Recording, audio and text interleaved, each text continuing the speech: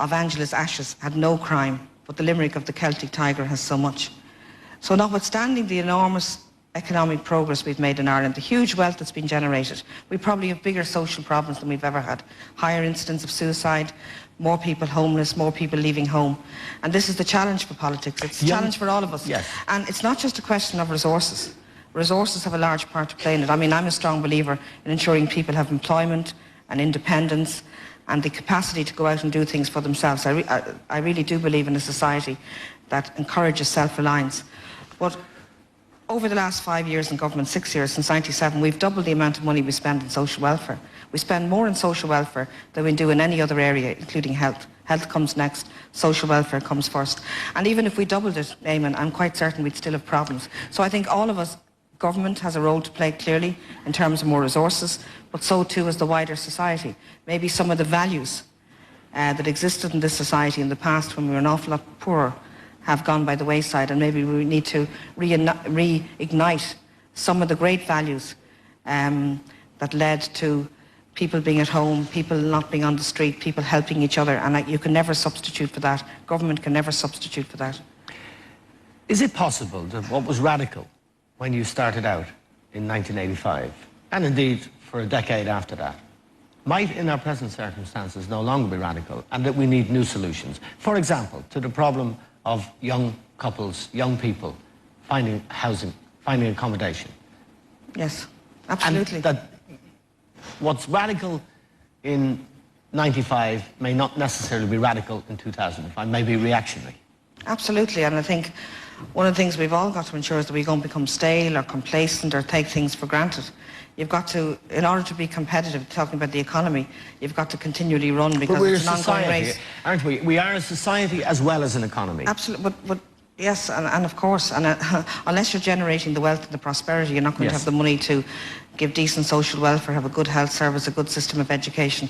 Above all else, we've got to equip people with good education. But we're a very conservative country. When the Progressive Democrats were formed in 1985, most people thought it would fail. You can't do that. There was a conventional system.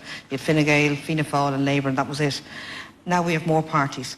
And it's not just in terms of parties. This country has to excite itself about new policies and new ideas right across the board. You could never have enough new thinking. In the world today, the companies and the people and the societies that are most successful are the ones that are most innovative. And that means in terms of more childcare, because we live in a society where we have working couples. It means better transport, more investment in public transport. It means, for example, like decentralisation, making things happen outside Dublin. I'm amazed at the reaction to decentralisation. The opposition comes from people whose mindset believes everything has to happen in Dublin. It can't possibly happen outside Dublin. I met somebody the other night who said, no good student from our college will join the civil service now. It's such an old-fashioned view that if it's not in Dublin, it can't happen. I reject that. I think if we really want to shake things up in what is a very small country, then we have to make things happen outside Dublin. And what you're saying is, do we need new thinking? We need to shake the system up. We need to continue to shake it up. A final question about your own future. There has been speculation about you quitting as party leader, perhaps going to Europe, perhaps doing something else.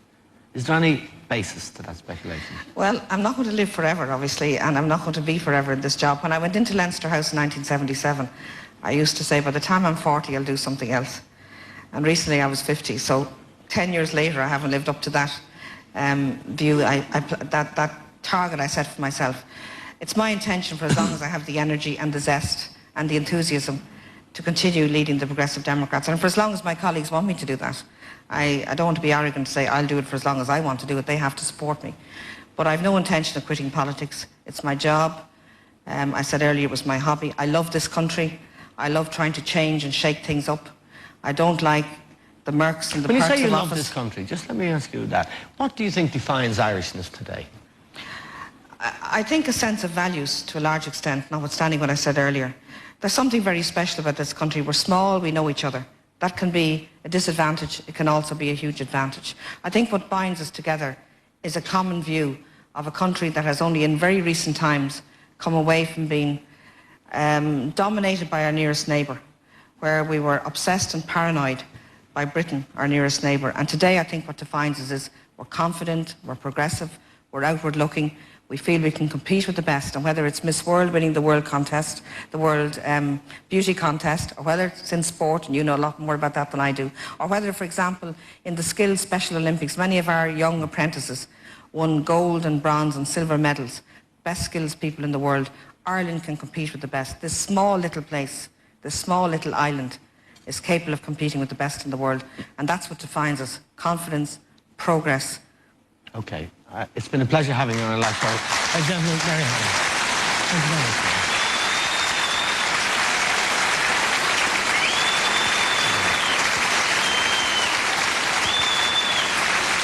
Okay. Now, that was the Taoiseach, Mary Harney, and there's no sign of her leaving her post for anyone out there who might be thinking about getting it. Now we're going to take an ad break, and we'll be back with Paul Burrell.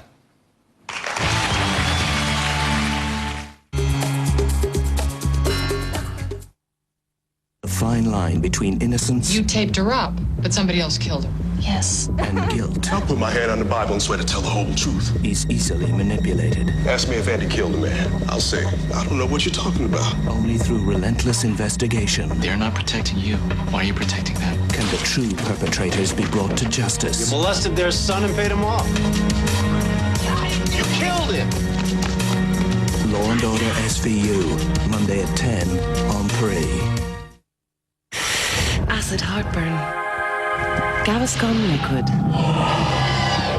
That's better. Gaviscon, the soothing answer to acid heartburn.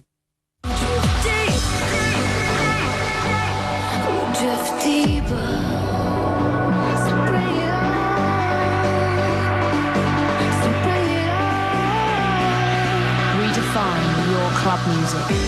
Infinite Euphoria, mixed by Ferry Corsten. She's waiting for you right now. Call the party line on 1550 69 69 69 now. Make friends, chat, and maybe more. Meet someone special. Call the party line on 1550 69 69 69 now. Ireland's #1 chat and personal contact service. Genuine girls and guys want to chat and have fun online right now. Call or text them. Send chat to 53051. Lines open 24 hours.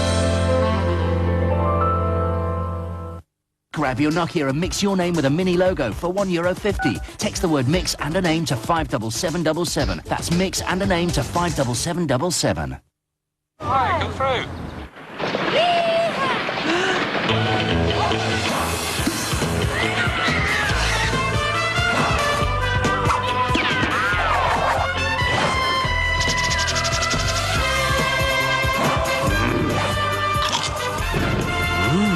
Taste the world with Wild West flavored Pringles. Smoking bacon, Texas barbecue, and Mexican salsa. They're darn good.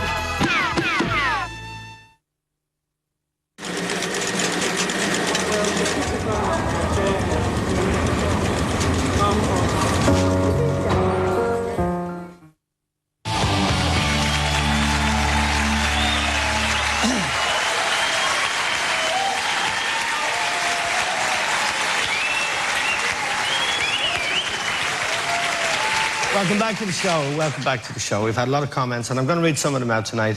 Sean in Galway says, "Goodbye, Amo. Thanks for all the great nights in watching you." You can go out now, Sean. And Jenny in Meath says, "So sorry to see the show go."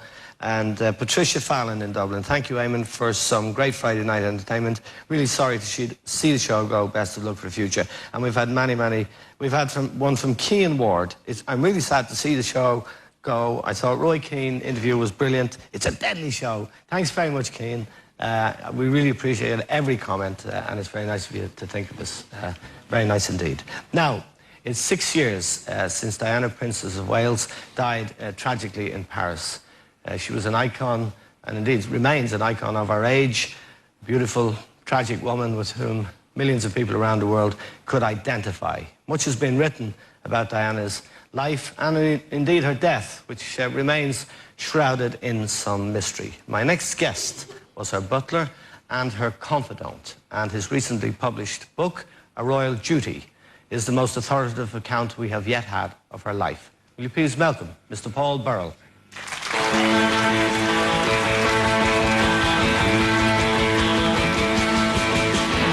The Queen in her fascist regime.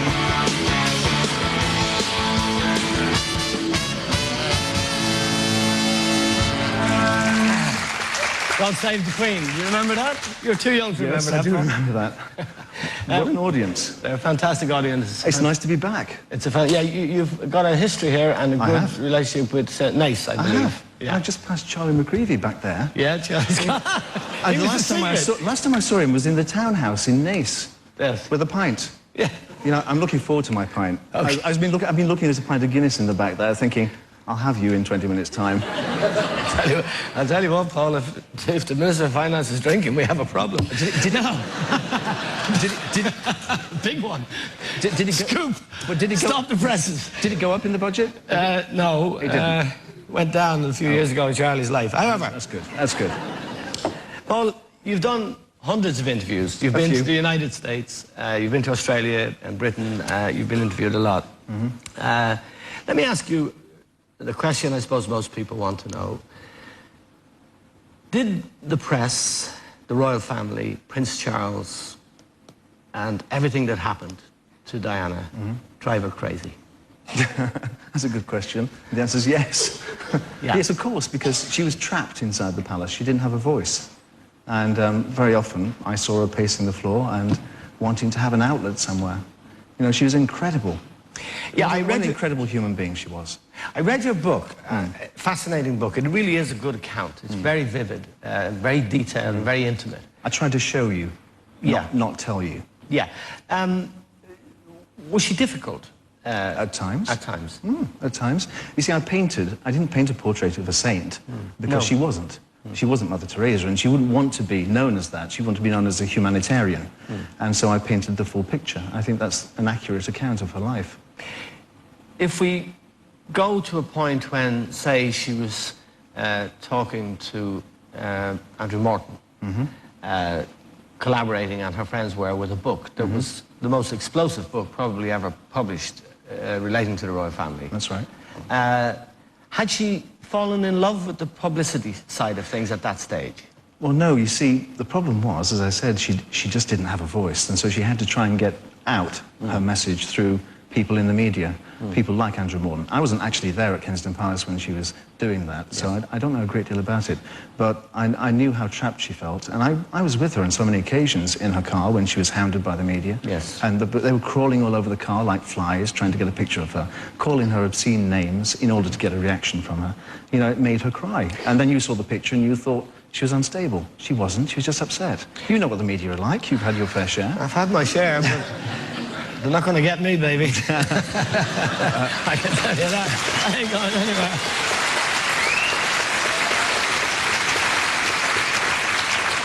At the time when she was with Dodi Fayed, at the end, you say they drove her crazy. Was that a crazy time? Yeah, it was.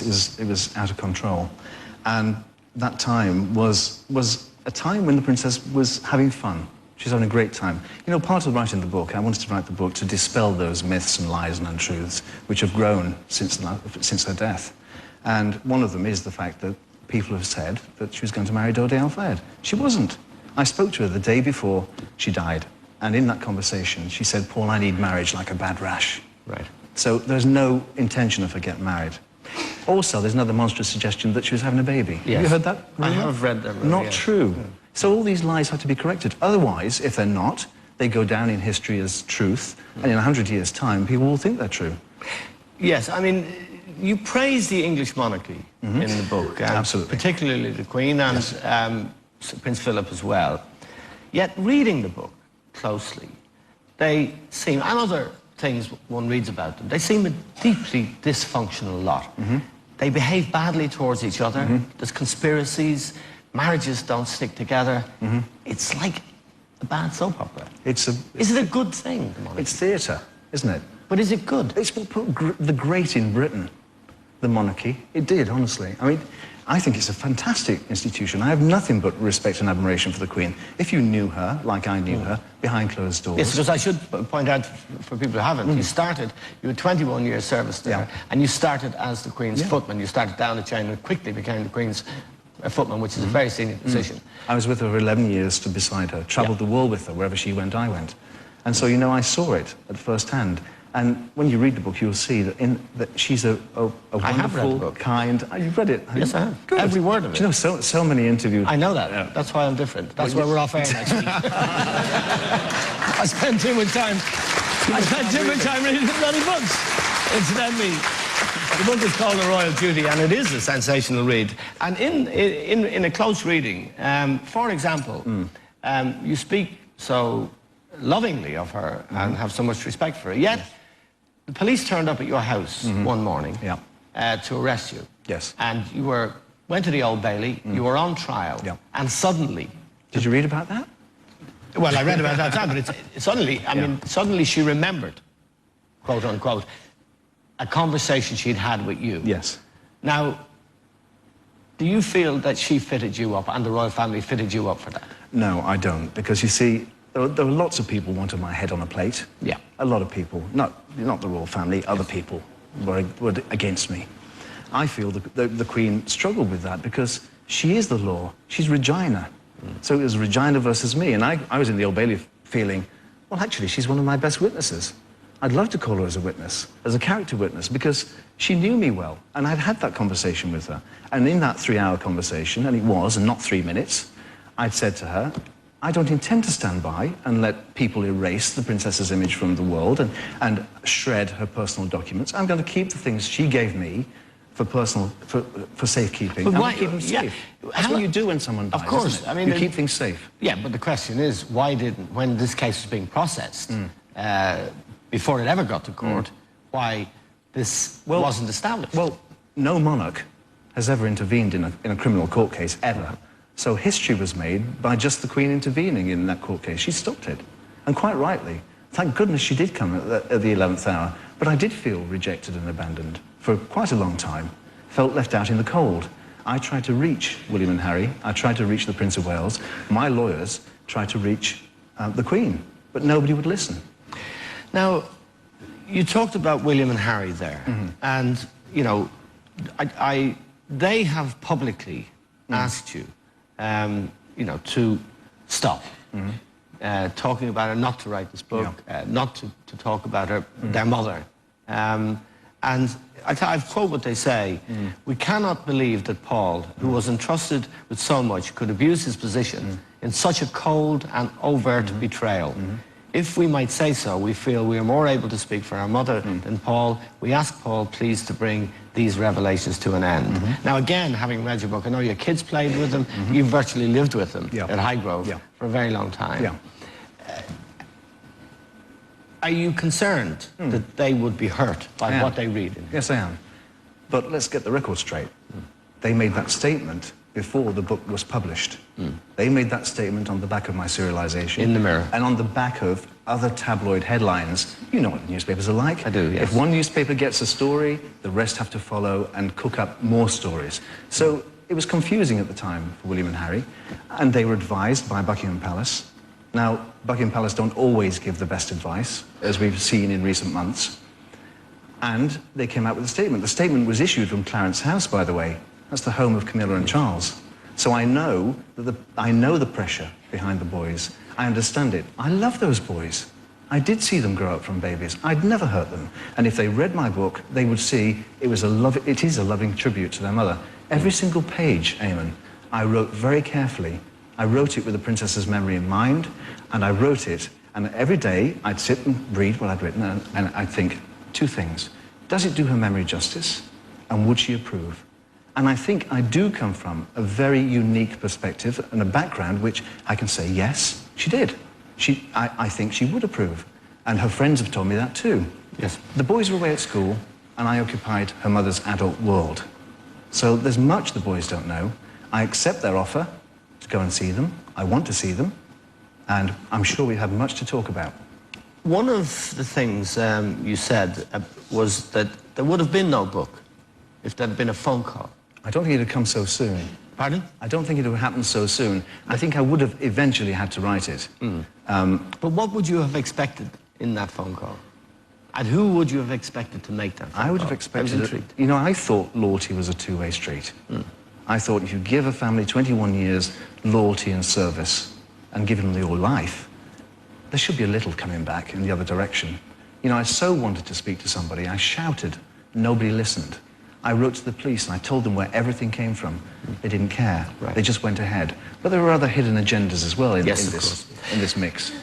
Let me ask you about her funeral and Earl Spencer. Because the Spencer family have been particularly unkind to you. So can I be unkind in return? Yes, in reading the book, there is a time when she is separated from Charles and she needs a place in the country. She asks Earl Spencer, who is a big landowner in wherever it is, Northamptonshire, if she can have a home, a weekend cottage. And he refuses her. So their relationship was very, very bad. Yes. How did you feel when he was reading the eulogy to her? No, I can remember sitting there. Which is a moment all of us remember. Yeah, I know. I was sat there in the stalls, in the choir stalls with my wife and my two children. And I'm thinking, what a hypocrite. What a great speech. Wrong person, wrong time, wrong place. You know, in front of his dead sister, at her funeral, in front of the Queen. Her Majesty deserves respect from her subjects, and he, as a member of an aristocratic family, he should have given her respect, not publicly slap her. I thought it was obscene, and I'm thinking, well, where were you when your sister needed you? Where were you when you abandoned her and you wouldn't give her sanctuary on your estate in one of your many cottages? And you know what he said? He said, because you might attract the media and other people to my estate. Now, what price for £10.50 now? Yes. 6 years later, attracting people to his sister's graveside. I think you should be able to pay your respects to anyone who's died, free of charge, not have to pay for it. Yes. Rope off the island, let people pay to go and see the museum and the house, and let the whole world come and pay their respects to the princess in her burial place. There's an account of a dinner that you attended afterwards, where, that he was at, where he actually put the video of the speech on. Well, we came back from the island. Yeah. You know, I'll always be thankful to the Spencers and grateful to them for letting me be there at the graveside when it mattered most. I was the last person at the graveside to say goodbye to her, and I am indebted to them for letting me do that. But when we came back from the island, they all turned on the television. We all stood around having a cup of tea, and the boys were there, William and Harry, and he switched on the TV set. He wanted to watch the rerun of his speech. So in front of William and Harry, the Prince of Wales very cleverly said, I think it's time that we left. And they did. And I left shortly after. But how petty. Yes. And also he wrote letters to the princess saying, I hope you're getting help for your mental problems. Yes. She wasn't mental. She had bulimia, which is totally different. She had, as you describe it, very long, solitary periods of loneliness and depression. She also had periods when she went out and met men and flirted and did more than flirt. And you were a party to that. I was, but I haven't written about that, Eamon. No, although the Mirror in the serialisation, intriguingly, had a list of 9 men with whom she had friendships. Well, I said yes. they were admirers. Yes. And those, listen, she was the most beautiful woman in the world. She had more than 9 admirers. Certainly, yeah. And these men that constantly rang, she thought it was hilarious to say to me, Paul, you be the steward of the racecourse and put them in traps. Give them all numbers. And so I'd say, number 3 rang this afternoon. He wants to take you out for a drink tonight. Oh, put him down to number 6. You know, this is her humour. And it was to illustrate her closeness to me. So for many years, people have said, he wasn't close to the princess, he wasn't her confidant, he was just a servant, he was just the butler. So I felt responsible to write this story as an accurate historian, to say, well, this is the truth. No one can undermine me, you can't undermine the truth. No, it stands out there alone. And the book is a very credible, strong and vivid account of her life. Let's be clear about that, it's not just another book. No. I want to quote someone you mention very fondly in the book, Lucia Flesh de Lima. Yeah. a Brazilian lady who was one of Diana's closest friends. She was the and she princess. was a character witness for you at your trial. Yes, she was. Now, when the book was published, she said, "What I do find uncomfortable is the manner in which Paul paints himself as Diana's friend. He was not. He was her servant. He opened the door, he closed the door, he served the drinks, and cleared away the dishes." I think she's been misrepresented. 2 weeks ago, Lucia rang me. I was in Boston, and she said, "Paul, I've had a Daily Mail reporter staying with me, and I fear you might write a story about you." I said, "Oh, really?" An old friend of mine called Richard Kay. Yes. I'm godfather. Who's also favourably mentioned in the Yeah, I'm godfather to his daughter. I never expected Richard to write such a scathing account of me from Lucia. Lucia said to me, this is truth, she said, "Paul, I worried about your book at first, but then I've read it. And I can honestly say the princess would approve, and she's smiling down on you. I just wanted you to know that I am here for you. Whenever you need me, wherever you are in the world, ring me, and I'll be there for you." And she also rang my wife in our little shop on the corner, a little flower shop, and said the same, and spoke to her for an hour. So I think that's a slight misrepresentation. It's media, tabloid, wars, trying to cook up stories. Been there. Don't believe everything you read in a newspaper. Okay, let me ask you about Prince Charles. Public perception of him is broody, intense, but good-natured and all of that. The picture in your book is of something different. Well, my colours are nailed well and truly to the princess's mast. Yes. For a long time, I had to straddle the two worlds, a foot in each camp. What's being Prince lord to Charles both. like? His temper is legendary. He lives in a world where everyone says yes. That's not a very healthy world to live in. No. You were at the receiving end of his temper. There's a very vivid passage in the book where he throws a book at you. Well, that's sort of my fault in a way, because what I used to do was I used to put the names of all the people visiting Highgrove in my desk diary, all the people that came during the week, so I could tell the police and remind myself. I didn't know that at the weekends the princess was reading my diary, so she knew who was visiting. And of course, Mrs. Parker Bowles was amongst those names who were visiting. Now, one day the prince confronted me with this and said, "You're telling the princess everyone that's visiting Highgrove." I said, "No, I'm not." He said, "Yes, you are. She's just told me. She knows Mrs. Parker Bowles came." I said, "That's not true. I have not told her." And the penny dropped.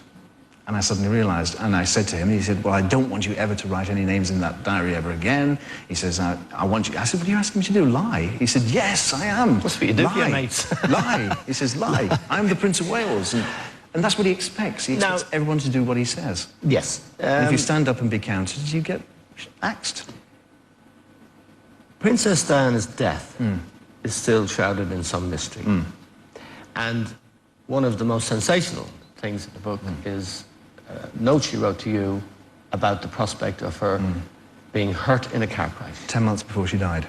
Do you think she was murdered? I've been asked this question so many times. I'm sure you have. I want to believe in my heart this is a terrible accident.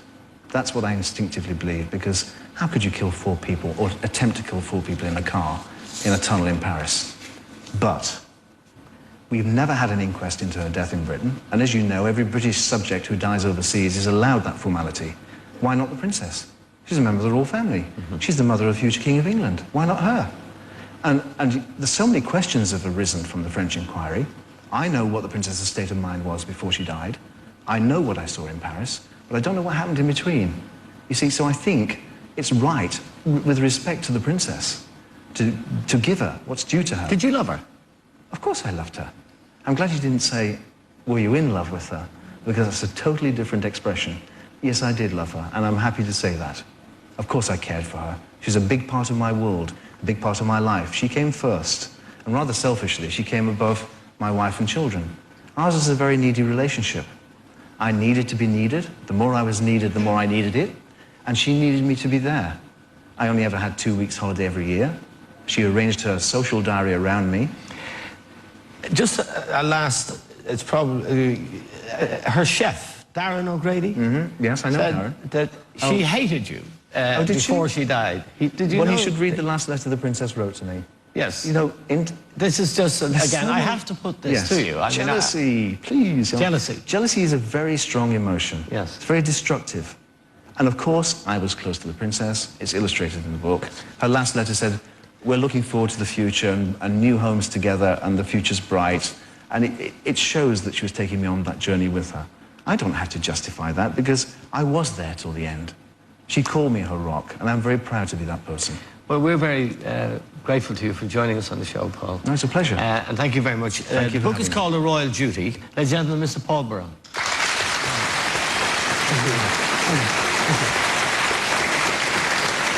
Okay.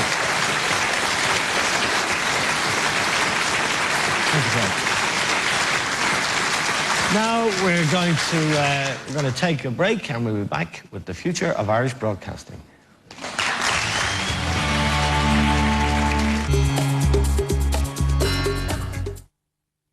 Charles asked you to spy on his mistress, and you just said yes. Champagne? Amy in a kimono? If you weren't gay, Oscar, I'd have to kill you. Gay? Everybody thinks I'm gay. What would make you think that I'm gay now? The wall treatments, the hors d'oeuvres, all the gay things. The Irish television premiere of 3 to Tango, Sunday at 9. Movies just ain't the same without heroes. Why does nobody complain about the time it takes for a pint to settle? I mean, people are always complaining about something. Some people need something to complain about. You're nothing smaller than that. But for some reason, the settling is sacrosanct. For good reason. It's the magical moment of anticipation. What's there to complain about? I think that's terrible. Ah, Jerry, I was watching that. You know the feeling. Every guy's had it. You're unbeatable, unstoppable. You've got that walking on water feeling. You look, they smile. You win, they go home. It's the feeling you get every day with the closest shave. Mach 3 Turbo. Every move is smooth. Every word is true. I never want to lose that feeling. It's the best. The best of man. Shall I tell you about my life? Say I'm a man of the world. I've flown across every time, and I've seen lots of pretty girls. Guess I've got everything I need. I wouldn't there's no one I'd rather be.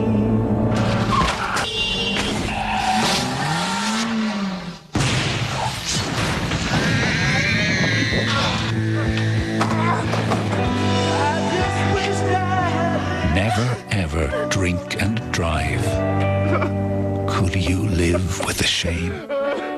From the National Safety Council, supported by AXA Insurance.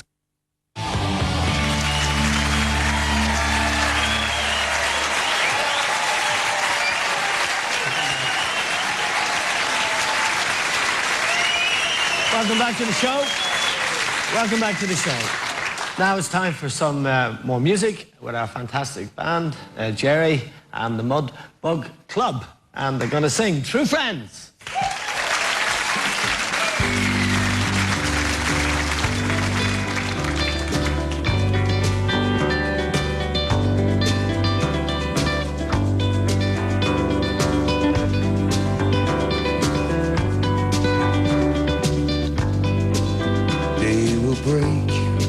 Stars will fall. There's always something you'll forget to say. Don't dismay. True friends never part. Time will pass, paths will stray. There's always someone who will break your heart. There's no point being cruel. True friends never part. We'll meet again. Trust me, my friend. There's no harm in goodbye. Give me your glass. Follow your heart. Wipe that tear from your eye. Time makes amends. Don't be afraid. You'll not let love pass you by. Remember this. True friends never never part.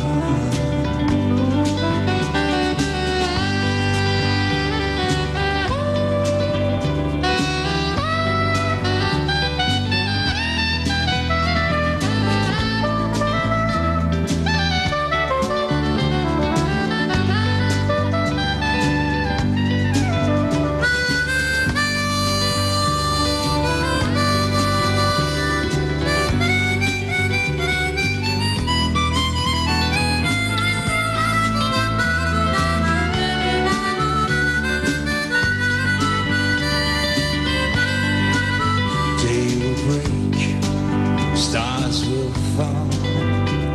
There's always something you'll forget to say. Don't dismay. True friends never part.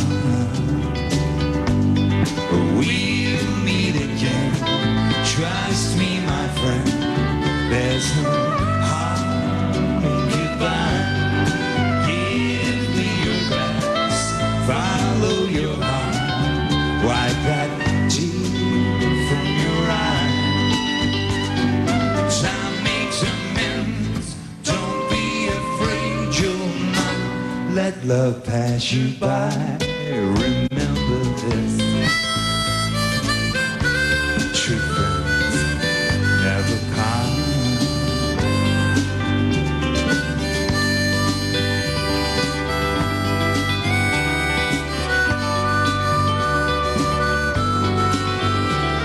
Christmas, everybody. We'll meet again.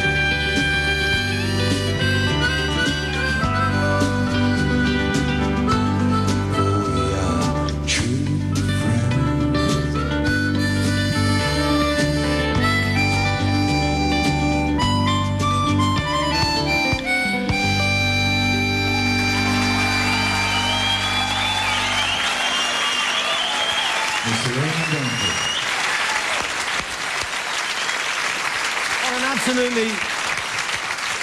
What an absolutely fantastic and versatile band they are, and they're on in the Imperial in Cork in the 26th, 27th of this month, and on New Year's Eve at the Ambassador, and I couldn't think of a better place to be. Thank you very much, and more from Jerry and the band later on. Now, my next guest went to Trinity College to study Irish, but he failed his exams and he dropped out. 7 years ago, he got his big break on Irish television when he presented a fashion show on TG Cahir. Since then, he's travelled the world. He's won 4 IFTAs. He's been inside the Playboy mansion, and he bought a horse. Will you please welcome the rising star of Irish television, Mr. Hector Octagon. I was born under a wandering star, a wandering star.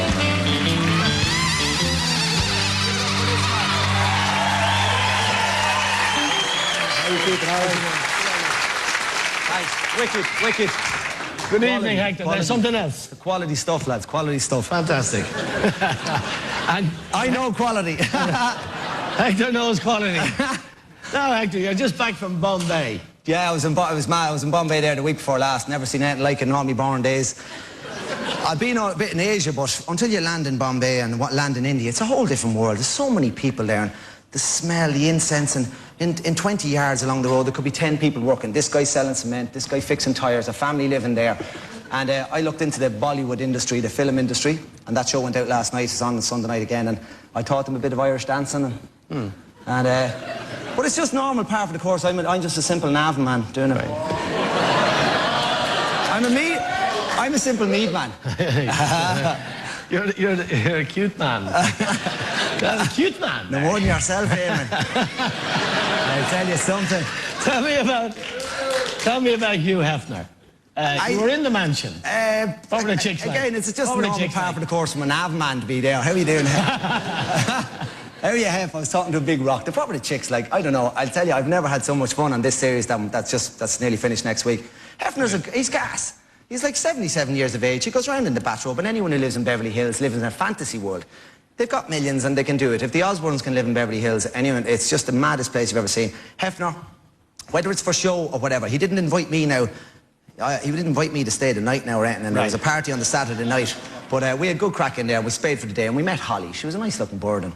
But I don't know, like, it was great to be there, sitting with him and having a chat with him. You're married now to Dunphy anyway. I'm married, yeah. It's still, after this series, I'm married, yeah. Yeah, you wouldn't be telling me anyway, would you? You wouldn't be telling me. No, we're still married. She's a great... Behind every great man, Eamon, there's a great woman, and she's a Clare woman, and we're happily married for a year. We were courting for a while, so I said we tied the knot last year. Now, I introduced you as the future of Irish television, and there's a lot of people, television executives, looking at the future, and it consists of yourself, Ryan Tubridy, and the great Derek Mooney. What are you going to do with it when you get it off? I don't know. You're up there with the big future. lads. Yeah, that's the future, Hector.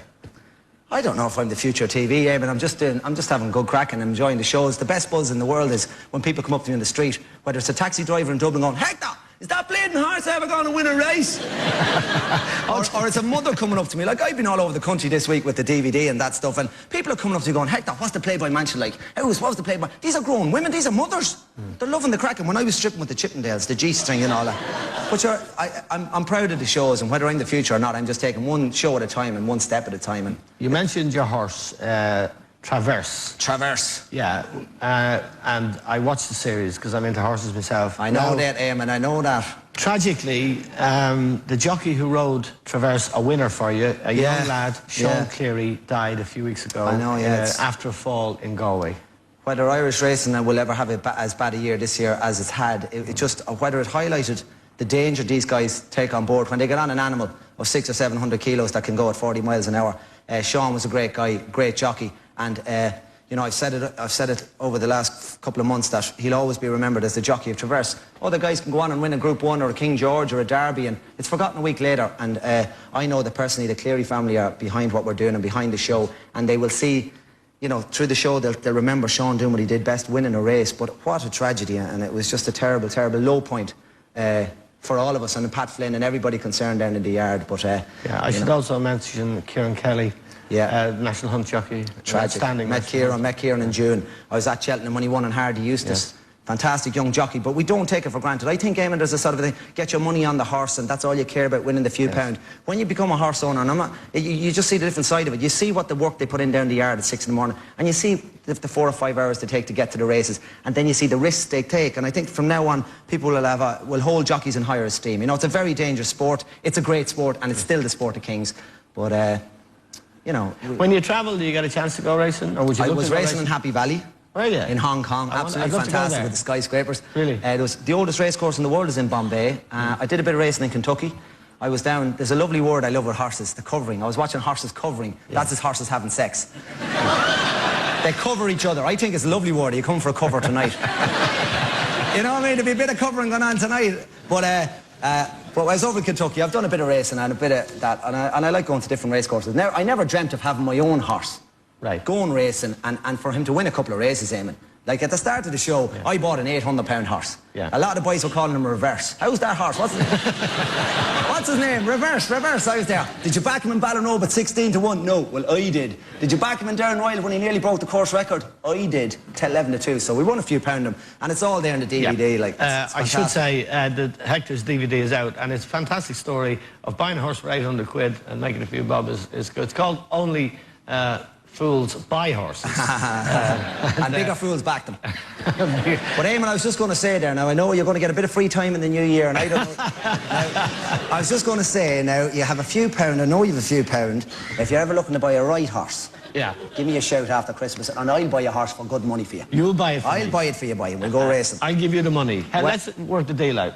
How much would I need to give you? Well, I'll have to talk 20 grand. I'll have to talk to Pat What would Flynn. you get for 20 grand? For 20 grand, I'd have to talk to my team of exports, Porrick Maloney, the guy in Galway, who started the show with me, who buys horses cheap. Right. And he says, this is what I do. And I couldn't believe you buy horses that cheap. And he's gone on to have loads of winners. Pat Flynn is the man. He's trained Montellado, French ballerina. 20 grand, we'll get a nice little horse. How much is your horse worth now? I don't know the price on him, but I suppose it's more with the show and the way the whole story has gone. We bought him for £800. He won 13,500 prize money. I took a nice sum off the bookies. I couldn't fit it into my pockets when I took it off them. It was the best feeling in the world. My legs were like jelly. I was like, give it over. Come on, into that. Third on the love. It's jocks the love. And I don't know, he could be worth 20, 30,000. He's not able, he's a gelding now, so he won't be able to cover. So, you're learning new words as we go along. But, I don't know what he's worth, but it was a great story. He's Hector's horse, he's my horse, and it was Hector's horse against the world. Well, thanks very much for joining us, Hector. No bother. Good luck with your future career. Thank you very much. You've lifted the atmosphere tonight and given everyone a buzz. Eamon, lovely to meet you. Lovely to be here in the Helix. Thanks a million. Hey, gentlemen. Okay.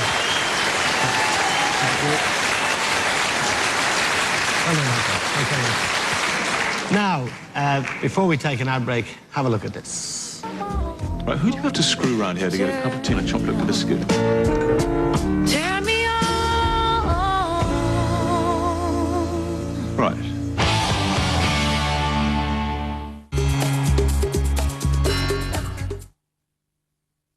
A wounded outlaw He's an outsider. He does not belong here. finds love. Mr. Hunter had his man murder my Ben. I'll kill him for you if you want me to. And for the first time, They were gonna hang me. Let's shoot him. Don't you say such a thing. must fight for something he believes in. What are you gonna do? I will not turn the other cheek again. The Outsider. Wednesday at 9 on 3. Bums. We're looking for bums. Over 300,000 bums to fill all these seats in the great autumn seat sale at aerlingus.com. Like Manchester for €25, Madrid for €49, Alicante for €59, and Chicago for €139, all each way including taxes and charges. Don't risk disappointment. Book online today. aerlingus.com. Low fares, way better.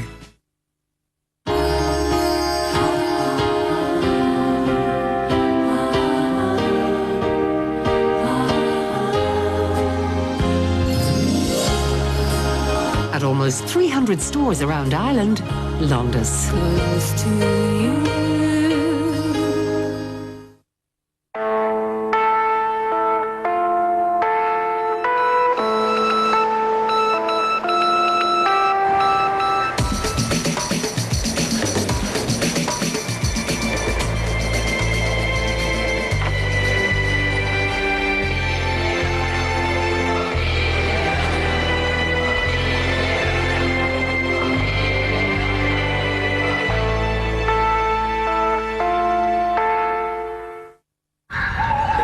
Them bones need calcium. You know, a child's got more bones than a grown-up's got. All the more for me to nibble on. A grown-up's got about 200 bones. A child's got many more, which grow into each other gradually. That's why a child needs even more calcium. And what's a natural source of calcium, Witchy? Hey, milk, of course, the very thing I've been feeding them. Them bones need calcium. Them bones need calcium. Them bones need calcium. And hey, that's a natural law.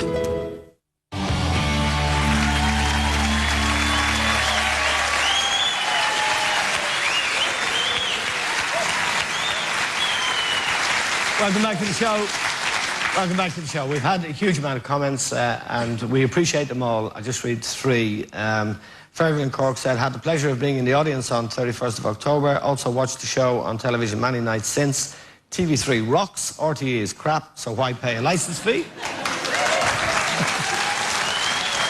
And Kevin in Tralee, incidentally, I didn't mean that, RTE. Kevin in Tralee says, Eamon, host the Rose of Tralee for us instead of Ryan Tuberty next year. We fell asleep last year. You're always welcome in the kingdom. Enough of that. Thank you very much. Not a bad idea, is it? See you, Ryan. Now, 20 years ago, my next guest was a household name in Britain as a star of EastEnders. Since then, she has endured highs and lows in both her professional and personal life. But now her life has reached a new pinnacle. She's starring alongside Hugh Grant in the British movie of the year, Love Actually. She's published her personal diaries and she's found Mr. Right. Will you please welcome the very beautiful and talented Martine McCutcheon. My old man is full out around and don't dilly-dally on the wine. Off went the man with the old man. I could be on the old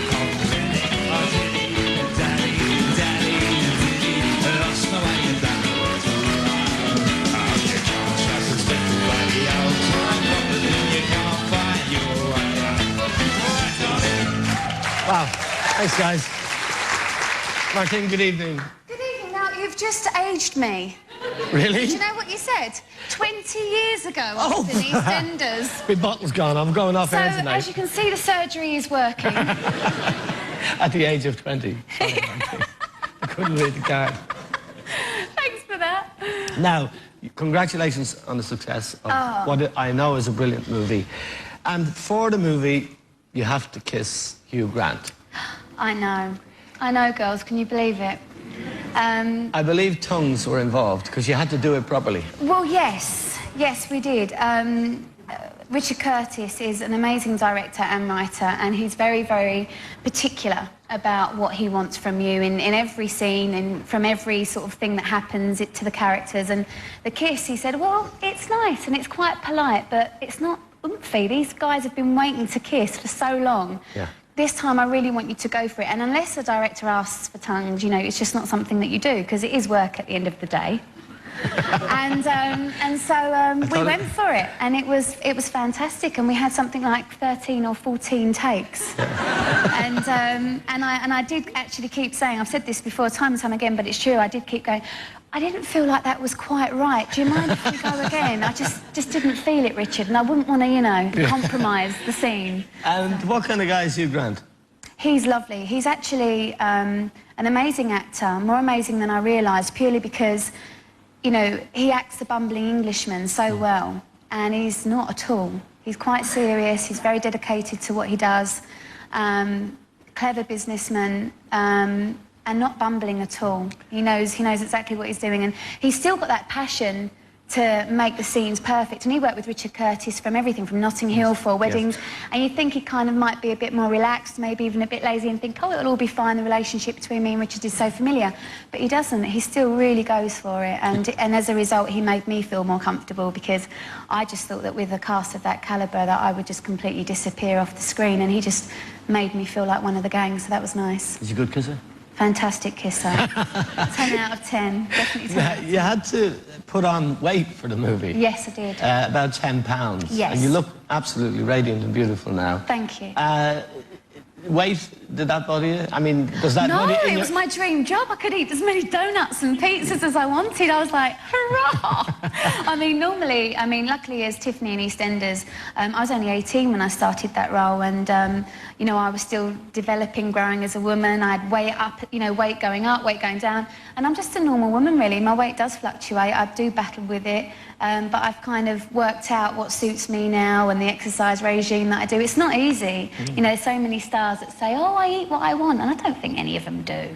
You know, they all battle with it to a degree. You know, we've all got our things that we have to work on, but it's just, I'm just lucky that I'm young enough that I can put on weight and lose weight quite quickly at the moment. But I think there will come a time where I'll go, actually, I'm not sure if I want to do this, because for My Fair Lady I had to lose weight, and that was horrible, because I'd be in the canteen and you'd see all these lovely fillings for jacket potatoes and things like that, and I'd go, oh, tuna, no mayo again, you know. So it was quite dull, but that role was fantastic, because I just stuffed my face. My Fair Lady was a sort of amazing experience in that you had to take a lot of steroids and things to get to the first night, and you got a huge ovation, performed brilliantly, won an award, a West End Theatre Award, and yet you were so ill for so much of the run that it was very difficult, and you were treated very unkindly by press and even by Cameron McIntosh, who was the impresario. Not so much by Cameron, but by the press. Yeah, I mean, the thing was that I never realised the attention the opening night was going to get, and the attention that I was going to get. I was just so amazed to get the role, to work at the National Theatre. There is that stigma, you know, I don't care what anyone says, that if you've been in a soap, you're a certain kind of actress and that's all you can do. And I'm just lucky, and I hope that I've paved the way for other actresses, no matter what their background, what their accent. You know, if you can do the job, you should be able to do the job, and it shouldn't matter where you're from, what you've done before. It's about each role. You're an actress. You should be able to do soaps, theatre, film, you know, happy roles, sad roles, ugly roles, pretty roles, you know. And that's what an actress is all about to me, being all those different things. It's not about being perfect. And the theatre thing was something that I loved so much. The highs were incredibly high, but the lows were awful. And the worst thing was that you just can't control. If your voice isn't there, I couldn't even speak. I would write everything on a pad. And because the steroids had numbed the pain for so long, whenever I stopped them, it was just too painful. So I became kind of reliant in a way on the steroids to get on stage every night. And I had to make the choice and say, you know what? I don't want to go on stage and not be able to sing any of the songs. This isn't Pygmalion, it's My Fair Lady. And I think, looking back, I definitely made the right decision, because at least that way I didn't do any long-term damage. And they always say, oh, you know, Martine, she missed loads of performances. I did miss a lot of performances, but I did the show for nearly a year. And that's what nobody says, you know. And 8 shows a week is tough. I'm sure it is. 3.5 hours. Now, you've brought out your book. It's a personal diary. It's full of lovely, intimate photographs of you and your family and the people that you've worked with. And that's at least the answer to some of the press comments. Definitely. I mean, you can only go so far with some things, and I don't like to I'm not one of those artists that like to kind of go, oh, woe me about things, because I think I'm quite a lucky girl, really. And the book is something that I'm really proud of. And it's kind of photo-led, and then we thought it'd be just photo-led with a few words, and as time went on I thought, I'm going to write a diary just as I can compare the year with what the press had put with my own account of what's gone on, because for the first time I started to judge myself by press clippings, and I thought, I'm too intelligent to do that, what am I doing that for? And so I wrote my own account of things, and it was amazing how one made me feel like, oh God, this is awful, and the other one was quite actually inspirational, and for myself to have this forever, to show maybe my kids one day, my grandkids, something that's amazing, and it's a kind of a true insight to what goes on within the business. Now, you have had ups and downs, both professionally and also personally, but you found Mr. Right now. Tell me about Mr. Right. Oh, he's lovely. Do you mind if I ask about Mr. No, Right? not at all. Aren't you polite? Very nice. No, I have met Mr. Right. You know, I hope that it lasts forever. I've learnt that, you know, people can be together for 20 years and the marriage can end. You just don't know what's going to happen tomorrow, and I'm just really enjoying living for the day, and I'm really happy to be in Dublin, because a lot of my family, well, all my family are Irish. And they're in Longford and Waterford, and it's just nice that I made sure that I finished the promotional tour here, so tonight I'm going to be out and about. All right. So we'll have a drink later. Oh, we certainly will. I know all the places to go, Martine. Oh, fantastic. Mr. Right might be in danger. We're having our rap party tonight. This is the last show. Tell me about the sort of background. Your background is interesting. Your father left home when you were young, and you and your mum are very, very close. Very close. And that's sort of a difficult East End upbringing. Does it help you now to cope with adversity in your business, which this is a tough business for you and for everybody? Yeah, I think it makes you have this kind of desperation to succeed, I can only rely on me to give me the things that I truly want, and I think that in this day and age for a woman that's a good thing anyway to have. I think that it was maybe a blessing in disguise. You know, I wouldn't ever want to go back there again, and I wouldn't wish on anybody, you know, parts of my childhood and things that happened to me, but in a way, it's great. Does it make you sort of suspicious of relationships? If you have that start in life, does it make you kind of wary of people? That's, I suppose... No, you know what? I think you can go one way or the other, and I kind of, as a result of the relationship with my dad and the fear that was involved with it, I kind of was a bit wary of men, but the people that I loved, I just loved, you know, and I gave my all to, and I kind of didn't hold myself back as much as I should have, and that's something that I've learned to do, is just kind of have that little bit of inner strength and that little part that's just for me, and just to keep you strong when times get tough, you know, and I think that's something you just learn when you grow up, no matter what your background is, good childhood, bad childhood, whatever. I think that, you know, you need strength just to get by in life anyway. Of course you do. And especially the higher you fly, as you are now, Yeah. the harder you fall when you have to hit the deck. Of course, you know, people, you know, my family, friends, people that I work with, I've got a great team of people around me, great family, great friends, but it's taken me a long time. You know, when I was about 18, 19 and the whole fame thing happened for me, you know, I'd had one relationship, you know, I was very wary of men, you know, so I wasn't ready for the press interest, I wasn't ready for the temptation, you know, hundreds of thousands of pounds have been offered to my family to sell their story, they're not all millionaires, I look after them the best that I can, but there's that temptation there that... How destructive can the press be, particularly for a woman, on a relationship?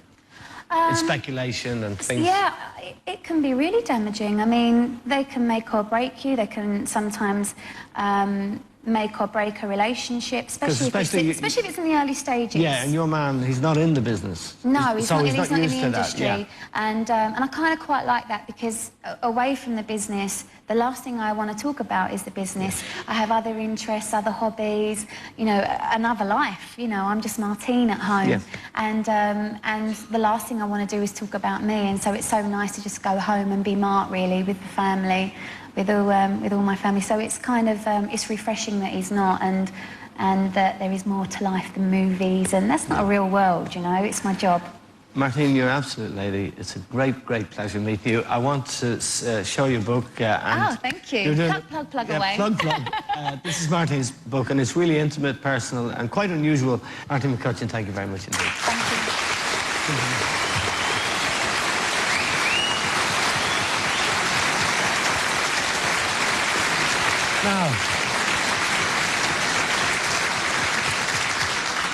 Now we're going to take a break, and we'll be back with the Minister of Finance, Charlie McCreevy, who's flown specially from Brussels to be with us tonight.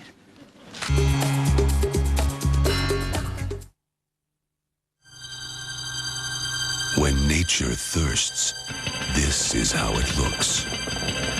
Hot as flames, dry as ashes. And when nature quenches, this is the taste. Clean, crisp, uniquely refreshing. The taste of Budweiser. King Beers. The fragrance of lavender and chamomile. The soothing fabric conditioner in new Bold 2-in-1.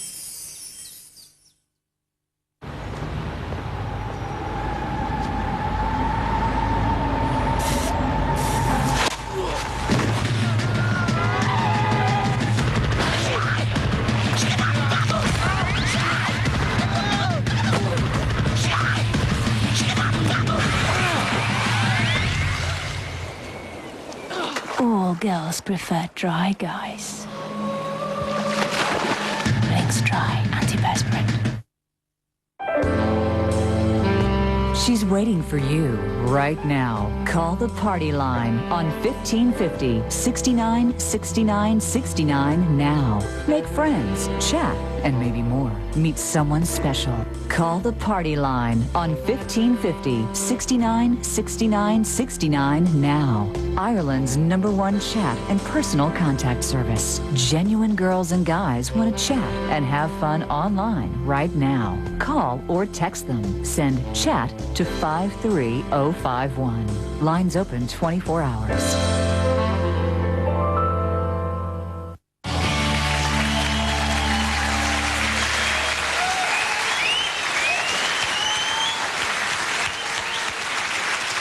Welcome back to the show. Welcome back to the show. Just a couple of bits of business. I'd like to wish Isabel Baird, our makeup artist, who's been with us for the last 15 weeks and who's brilliant, a very happy birthday. It's Isabel's birthday tonight. And also to plug this, it's the Best of Slate, and Slate was a scurrilous rag that was written by a young guy who came to work for us as a researcher. It's scurrilous, it's disgraceful, it's very disparaging of the high and mighty and wonderful who govern us all, and I urge you to buy it because it's also very, very funny. Now, it's a great, great pleasure to welcome my next guest. Ever since he entered Irish public life over 20 years ago, he's been deemed to be controversial. which means that he doesn't settle for the consensus arrived at by the kind of mediocrities that usually populate Irish public life. He's a man of rare courage, real conviction. He says what he means, and he does what he says. It's a pleasure to welcome our Minister of Finance, Mr. Charlie McCreevy. I work in with all these labels I have to pay. Yeah, sure.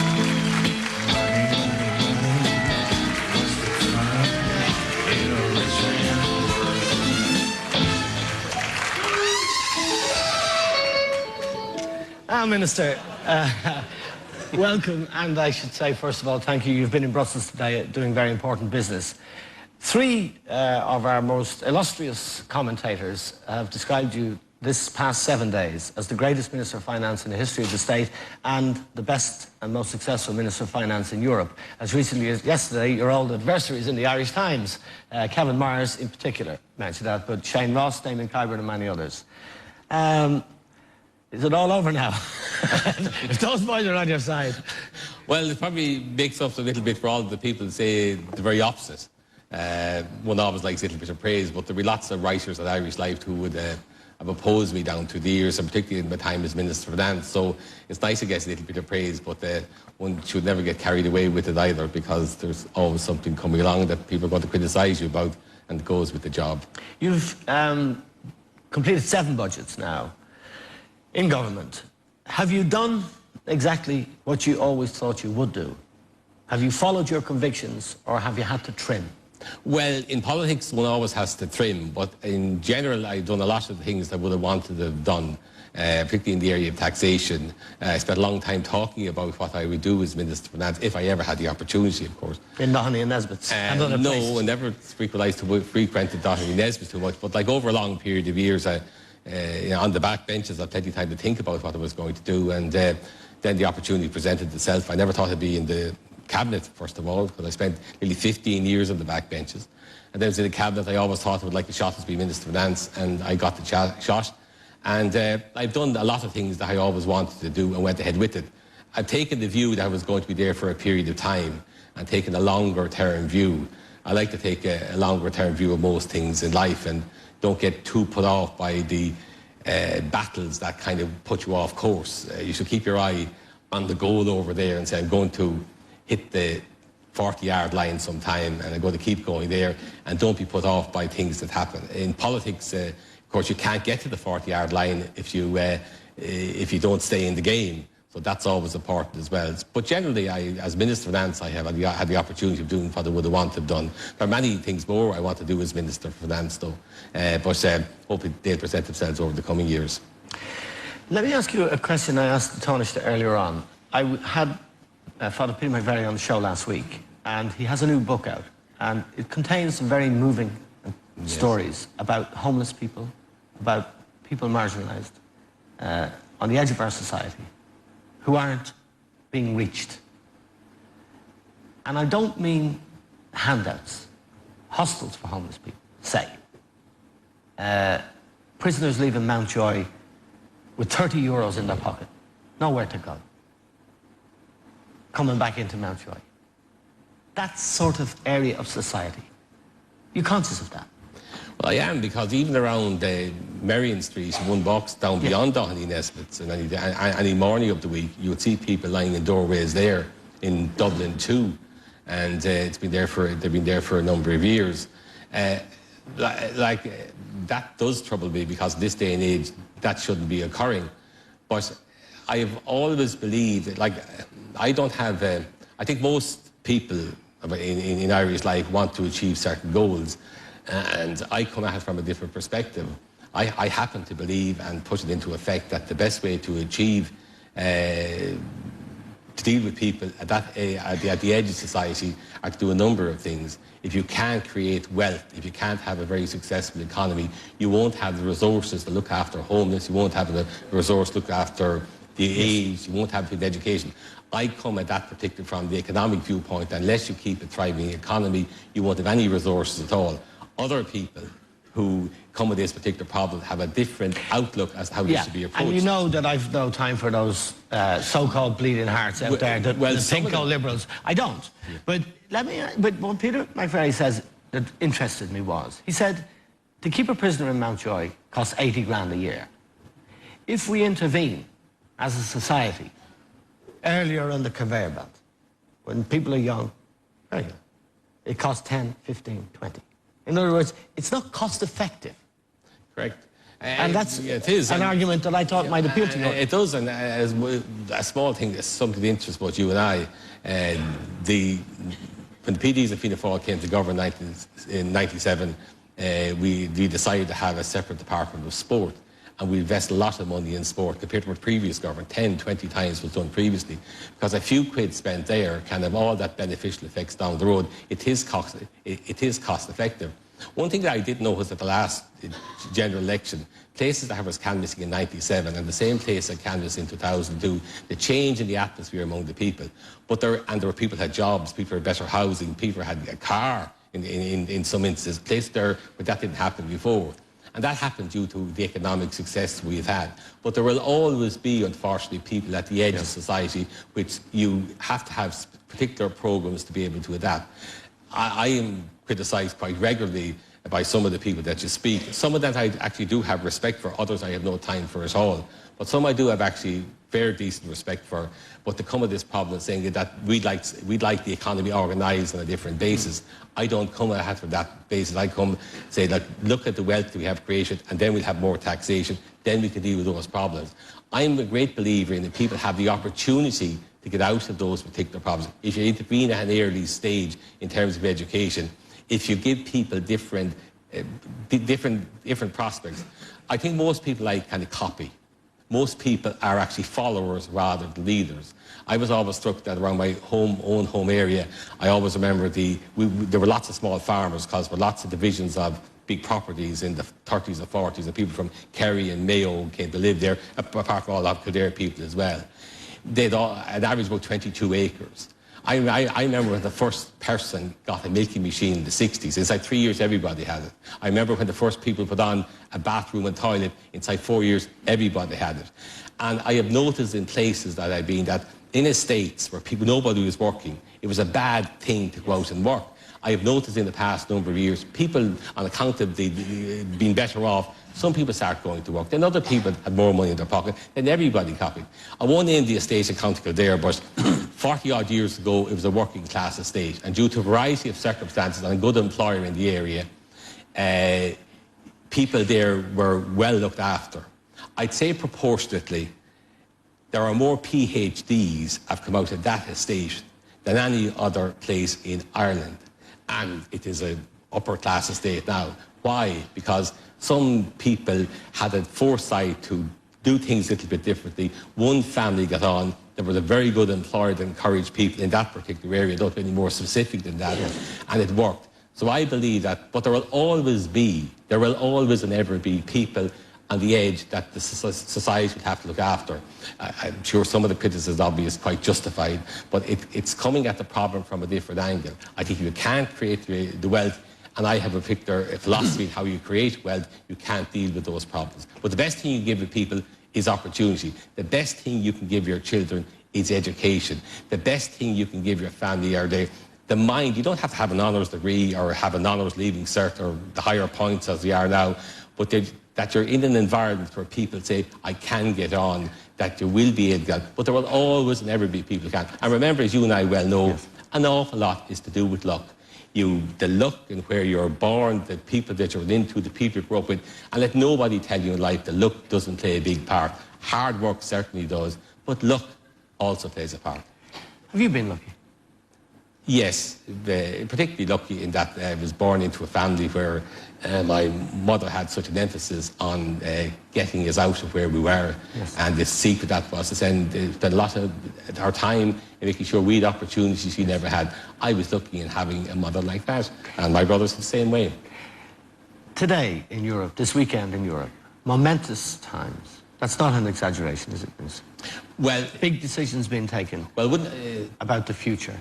And well, pretty important, but the politicians the world over, including in Europe, are trying to build up events as major journalists events. also do that. Of course, but it's quite important, yes. And it's very important in terms of your personal philosophy, because the French and the Germans, in particular, want Europe to take a certain turn. They want tax harmonisation. Romano Prodi has said as much, and he's the president of the EU Commission. That issue is on the table now, isn't it? Well, there are other issues on the table. And a lot of other issues, defence, justice, all kinds of issues. But in the area of your own particular concern, and this country's future, that's a huge issue, isn't it? Well, the actual question of tax harmonisation is not on the table. There are issues related to tax. Yeah. And you see, there is, like, I'm going to offend a lot of the people who criticise me over years by saying this, but like, there has been a European wide think, excluding Ireland and the United Kingdom, of the Central European countries, that there is one way of a certain economic philosophy. It's built up since the 50s. Now, it was relatively successful, but it has led to a lot of rigidities in the European economy. Countries like Ireland have gone about it in a different way, and I have gone about it in a particular way. And that, in my view, has been more successful. Like, the Central European economies have been lagging behind the rest of the world, particularly the United States. And you must ask the questions why. There are rigidities, there are flexibilities. And they believe in a lot of high tax, high spend. Whereas all the evidence is, despite of what the certain commentators say, all the evidence worldwide is that you could have all that philosophy if you like, but the best way to create wealth is to give individuals the opportunities of bettering themselves. It works better. And by working there, and in that type of society, some people will do better than others. But overall, the economy and everybody does better. You will have greater differences in, say, the top decile and the bottom decile of people, but overall, everybody will lift it up. And it's a philosophy that I have always aspired to. And a kernel part of that is having a low tax regime. Now, funnily enough, in the last 6 or 7 years in Europe, and I remember being interviewed after many European meetings, and I said, Europe will start bringing down this tax rate and follow the Irish experience. Why? Because capital is a bit like water. I have never seen capital flow, I've never seen water flowing up a hill. And capital will flow to the places where it gets the best return. And you have all the philosophies you like, but that is a reality. And with globalisation, that is more relevant today than everything. So therefore, the Central European countries naturally want to have tax harmonisation. Because if, take a business, if you're in business and want to start business, you're set up where the biggest market is. So you're set up in London, or Manchester, or Berlin, or Munich, or Paris, big numbers. Why would you go up and set up in Ireland with only 4 million people? So if everybody is the same, now, looking at this debate has moved on, and there are lots of countries now don't want tax harmonisation. But even if they did, in a representative democracy, if the Irish people, as I say in the morning, want to elect Joe Higgins' party, he has one TD himself at the moment, he believes in nationalisation of the banks, he believes in nationalisation of land, probably tax rates of 98%. If his party gets 84%, 84 seats, that's the will of the Irish people. I don't think it'd be a wise decision, but it'd be the will of the Irish people. But in a democracy, when you elect your representative, they make decisions about spend and taxation, and it goes to the heart of a representative democracy. Okay. Hector told me he met you upstairs. He's trying to sell me a horse. He said, he tried to sell me a horse. Well, I tell you something about For 20 grand. I give him the money. He goes and buys the horse. What chance do you think I'd have? Well, Hector bought one for £800, I think it was, about a few years ago, and it's been very successful. You know, I'm sure this before, there's a universal rule about horse racing. You know the great phrase, how do you make a small fortune out of horses? Start with a big one. Start with the big one, that's the answer. And if you invest money in horses, I have done, you should say, that is for a bit of fun, I'll never see that again, and I'm going to very much enjoy it. And occasionally, you're going to get a return upon it. But don't go into the basis that you're going to get a return. Go into it on the basis that you're going to have a bit of fun. And if you can afford it, do it. And if you have to worry about it, don't bother with it. Now, we have a comment from Mick in Dundalk, Minister. Can you fund the Dunphy show?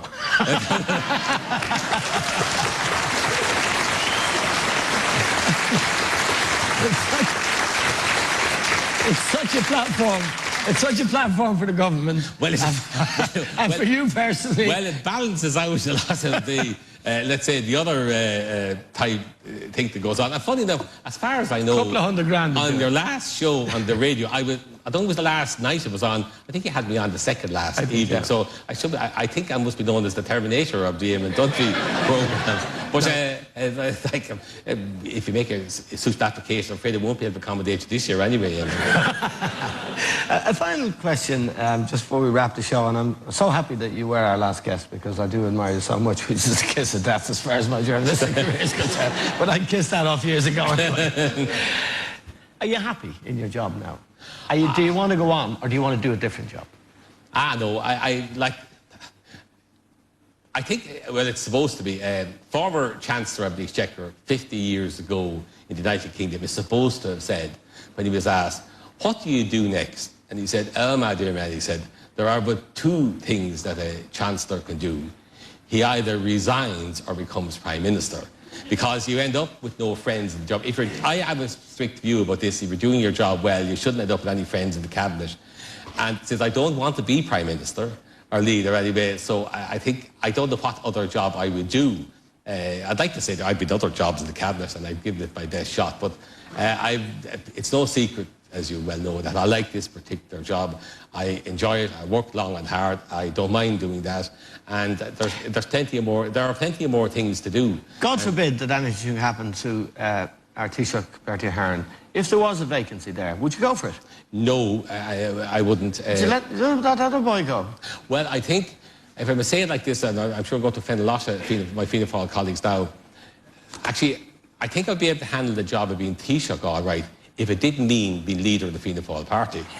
And being leader of the Fianna Fáil party is an exceptionally difficult job. I've served under 4 leaders of Fianna Fáil, from Jack Lynch, Charlie Haughey, Albert Reynolds and Bertie Ahern. And it is an exceptionally difficult job leading a party as diverse as ours. As Brian Lenton said, Brian Lenton Senior, Lord Mayor said a long time ago, a broad coalition. It is an exceptional job, and I certainly don't think I have the personality for leading the Fianna Fáil party. I couldn't stick it. And so if the job of Taoiseach was without leading the Fianna Fáil party, I would take the job of Taoiseach, but not the other one. Okay, well, I want to thank you. I want to thank you very much, as always, for your candour and also for your presence at the end of a very busy day. Minister of Finance, Charlie McCreevy, thank you very much. Thank you very much.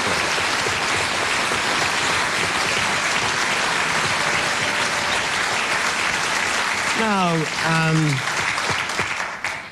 Mr. McCreevy is our last guest on our 15 shows, and I'm delighted that we've had such a great show tonight. And Jerry, in a few minutes, Jerry and the band are going to play us out.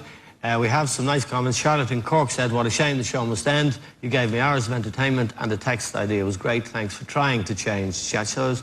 And Kevin in Blackrock Road says, Friday nights just won't be the same without you. Take care and the best of luck. Don't worry, I'll take care. And thank you, Kevin. Thanks to all the people. Nice choice of guests tonight, Eamon. You're going out on a high. That's from Liam in Cork. And Eamon, your honesty, wit and intelligence will be missed. Pure entertainment. That's from Julie. Thank you very much, Julie. Every comment that we get on this programme or any other programme that we do, me and my team, is valued and shared, even if it's not read out. Now, I fought the law, and the law won. Jerry, take it away.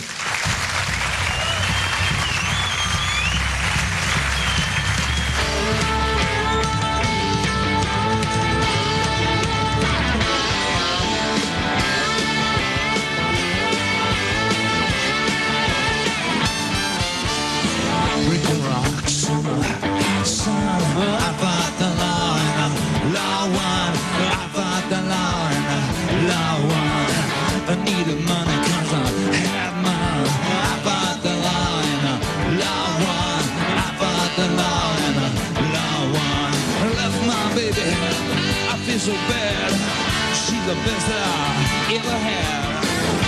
Yeah, I guess my race is run. I fought the law and the law won. I fought the law and the law won. I fought the law and the law won. I fought the law and the law won.